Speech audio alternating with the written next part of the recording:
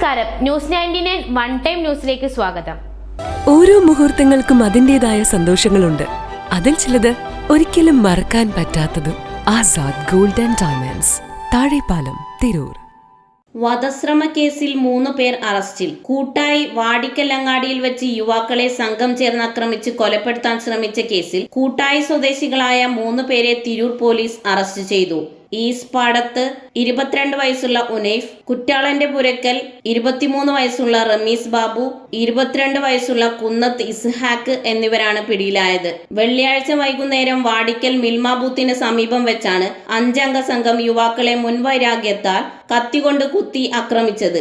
യുവാക്കളിൽ ഒരാൾക്ക് കുത്തേറ്റ് തുടയ്ക്ക് പരിക്കേൽക്കുകയും ചവിട്ടേറ്റ് ദേഹത്തും പരിക്കേറ്റു. കേസ് രജിസ്റ്റർ ചെയ്ത് അന്വേഷണം നടത്തവേ പ്രതികളെ ശനിയാഴ്ച ഉച്ചയ്ക്ക് കൂട്ടായി ഭാഗത്ത് വെച്ച് പിടികൂടുകയായിരുന്നു. തിരൂർ ഡിവൈഎസ്പി KM ബിജുവിന്റെ നിർദ്ദേശപ്രകാരം inspector Jinesh KJ, SI Sujith RP, senior CPO Jinesh, CPOമാരായ അരുൺ, സതീഷ് കുമാർ, സുജിത് എന്നിവർ ഉൾപ്പെട്ട സംഘമാണ് പ്രതികളെ പിടികൂടിയത്. തിരൂർ ജുഡീഷ്യൽ മജിസ്ട്രേറ്റ് മുമ്പാകെ ഹാജരാക്കിയ പ്രതികളെ റിമാൻഡ് ചെയ്തു. ന്യൂസ് 99 തിരൂർ.